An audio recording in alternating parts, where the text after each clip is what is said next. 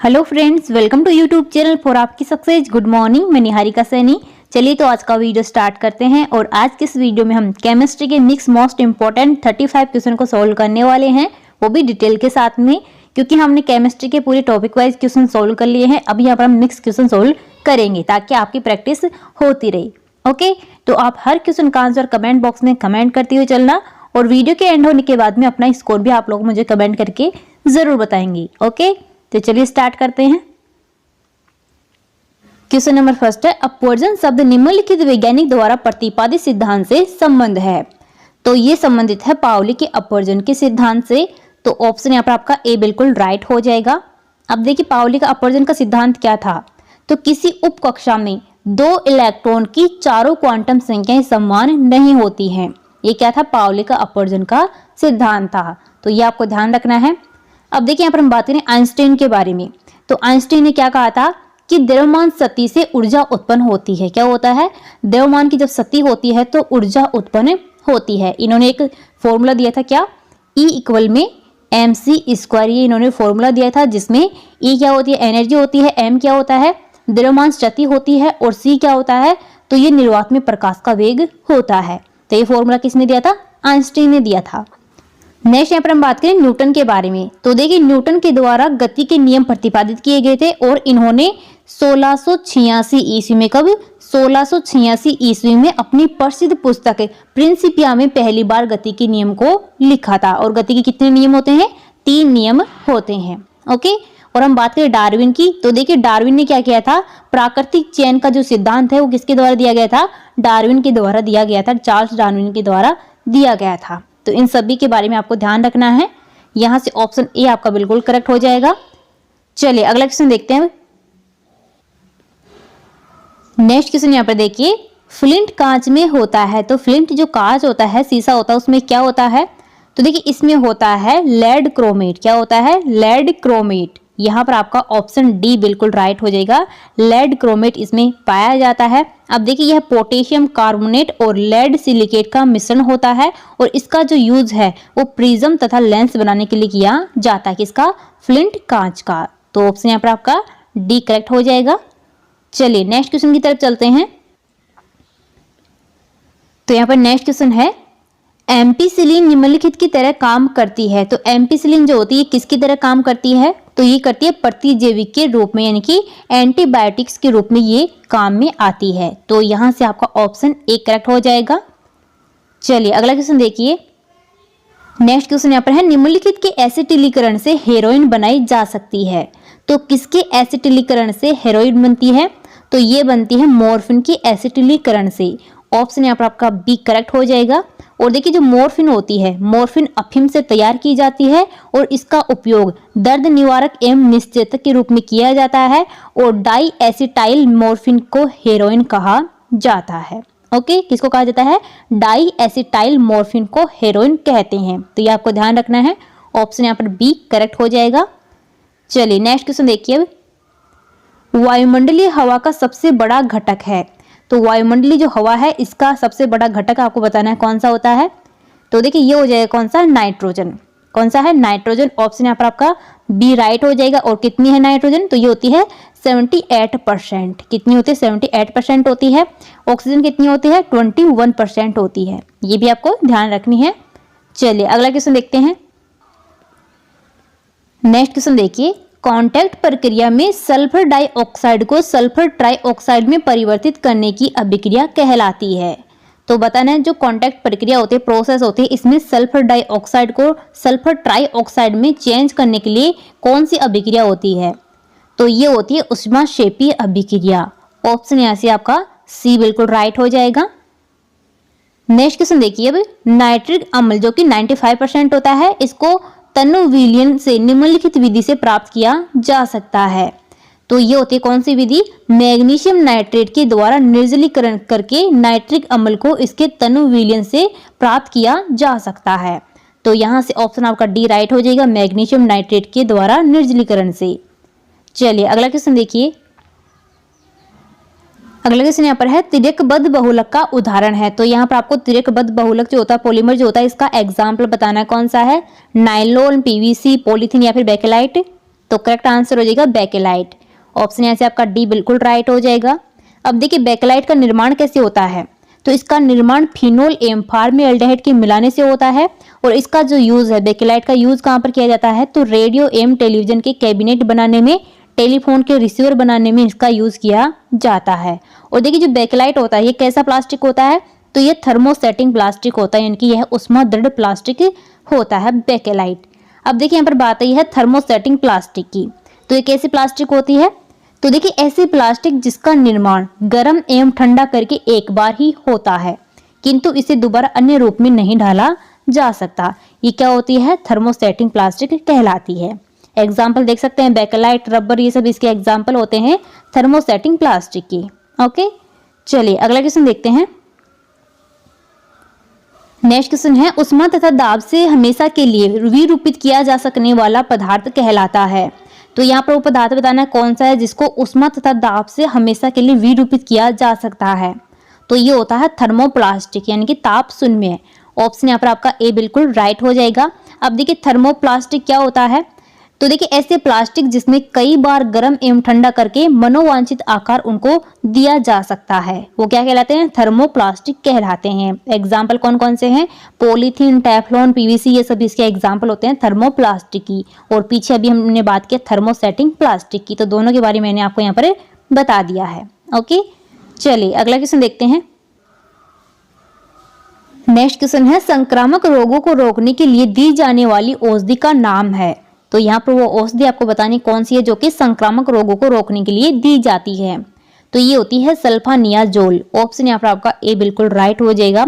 जो सल्फानियाजोल औषधि होती है ये संक्रामक रोगों को रोकने के लिए सहायक होती है।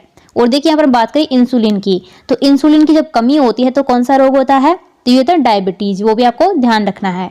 ऑप्शन ए यहाँ से आपका बिल्कुल राइट हो जाएगा। चलिए अगला क्वेश्चन देखिए, तापमान को 0 डिग्री सेल्सियस से कम करने के लिए बर्फ में मिलाया जाने वाला पदार्थ है। तो ये होता है कौन सा, सोडियम क्लोराइड, यानी कि NaCl। जो सोडियम क्लोराइड होता है ये तापमान को 0 डिग्री सेल्सियस से कम करने के लिए बर्फ में मिलाया जाता है। ओके, अब देखिए यहाँ पर NaCl को मिलाने से क्या होता है, तापमान जो होता है वो 21 डिग्री सेल्सियस तक हो जाता है, जिससे क्या होता है, कुल्फी जमती है। ओके, ये आपको ध्यान रखना है। चलिए नेक्स्ट क्वेश्चन देखते हैं। नेक्स्ट क्वेश्चन यहाँ पर है, किसी तत्व के समस्थानिकों में भिन्नता का कारण है उनमें निम्नलिखित की संख्या भिन्न होना। तो कौन सी संख्या अलग अलग होती है, भिन्न भिन्न होती है, जिसकी वजह से जो तत्व होता है उसके समस्थानिकों में भिन्नता होती है। तो ये होती है न्यूट्रॉन की संख्या। ऑप्शन यहाँ से आपका बी राइट हो जाएगा। अब देखिए यहाँ पर बात है समस्थानिक की, तो समस्थानिक क्या होता है, आइसोटोप कहा जाता है इसको। तो ये होता है क्या कि इसमें जो तत्व होता है जिसका परमाणु संख्या समान होती है लेकिन द्रव्यमान संख्या भिन्न भिन्न होती है, क्या कहलाते हैं, समस्थानिक कहलाते हैं, जिसमें परमाणु संख्या समान हो और द्रव्यमान संख्या अलग अलग हो। तो ये आपको ध्यान रखना है। चलिए अगला क्वेश्चन देखिए, भोजन में विटामिन डी की कमी से होने वाला रोग है। तो देखिए हमारे भोजन में जब विटामिन डी की कमी होती है तो कौन सा रोग होता है, तो ये होता है रिकेट्स रोग। कौन सा होता है, रिकेट्स रोग होता है। ऑप्शन यहाँ पर आपका सी बिल्कुल राइट हो जाएगा। अब देखिए यहाँ पर बात करें स्कर्वी की, तो स्कर्वी रोग किस वजह से होता है, तो ये विटामिन सी की कमी होने पर होता है स्कर्वी रोग। हम बात करें यहाँ पर बेरी की, तो ये कौन से विटामिन की कमी से होता है, तो विटामिन बी की कमी होने पर बेरी रोग होता है। रिकेट्स की हमने बात कर ली है, ये विटामिन डी की कमी से होता है। और रतौंधी की बात करें तो रतौंधी किस विटामिन की कमी से होता है, तो ये होता है विटामिन ए की कमी से। तो सभी के बारे में याद रखना आपको। यहाँ पर आपका ऑप्शन सी करेक्ट हो जाएगा, रिकेट्स रोग। चलिए अगला क्वेश्चन देखिए। अब नेक्स्ट क्वेश्चन यहाँ पर है, विटामिन सी क्या है, तो बताने विटामिन सी क्या होता है। तो देखिए ये होता है एस्कॉर्बिक एसिड। ऑप्शन यहाँ पर आपका सी बिल्कुल राइट हो जाएगा। और देखिए ऐसे हम बात करें सिट्रिक अम्ल की, तो देखिए जितनी भी खट्टे चीजें होते हैं, यानी कि खट्टे जो रसदार फल होते हैं जैसे कि संतरा, नींबू, आंवला, मौसमी, इन सभी में क्या होता है, सिट्रिक अम्ल होता है। ये भी आपको ध्यान रखना है, इंपॉर्टेंट है। यहाँ से एग्जाम में क्वेश्चन आपको जरूर पूछा जाता है सिट्रिक एसिड से। ओके, तो चलिए अब नेक्स्ट क्वेश्चन देखते हैं। तो यहाँ पर आपका नेक्स्ट क्वेश्चन है, विद्युत चुंबकों में निम्नलिखित धातु काम आती है। तो कौन सी आती है, विद्युत चुंबक जो होती हैं उनमें कौन सी धातु यूज की जाती है, तो ये होते हैं नरम लोहा। ऑप्शन यहाँ से आपका एक करेक्ट हो जाएगा, नरम लोहा। नेक्स्ट क्वेश्चन है मानव शरीर में सर्वाधिक मात्रा में पाया जाता है, तो क्या पाया जाता है हमारे शरीर में सबसे अधिक मात्रा में? तो ये होता है जल यानी कि वाटर। ऑप्शन यहाँ पर आपका बी बिल्कुल राइट हो जाएगा। अब देखिए यहाँ से हम बात करें प्रोटीन की, तो प्रोटीन को बॉडी बिल्डिंग मटेरियल कहा जाता है। इससे कोशिका यानी कि सेल का निर्माण होता है किसी प्रोटीन से। और देखिए यहाँ से इंपॉर्टेंट क्वेश्चन पूछा जाता है, 1 ग्राम जो प्रोटीन होती है इससे हमें कितनी कैलोरी ऊर्जा प्राप्त होती है? तो ये होती है 4.2 कैलोरी। कितनी होती है? 4.2 कैलोरी ऊर्जा हमें प्राप्त होती है 1 ग्राम प्रोटीन से। ये आपको ध्यान रखना है। नेक्स्ट यहाँ पर हम बात करें वसा के बारे में, तो देखिए जो वसा होती है इसकी 1 ग्राम वसा यानी कि 1 ग्राम फैट से हमें कितनी ऊर्जा प्राप्त होती है? तो ये होती है 9.3 कैलोरी ऊर्जा हमें प्राप्त होती है 1 ग्राम फैट यानी कि वसा से। तो ये भी आपको यहाँ पर ध्यान रखना है। नेक्स्ट हम बात करें यहाँ पर प्लाज्मा के बारे में, तो देखिए जो प्लाज्मा होता है वो हमारे ब्लड में 55% मौजूद होता है हमारे ब्लड में। ओके, और इसका जो कलर होता है वो हल्का पीला होता है प्लाज्मा का। और इसमें देखिए 55% में क्या क्या उपस्थित होता है? तो इसमें 90% तो इसमें क्या होता है? वाटर होता है यानी कि जल होता है।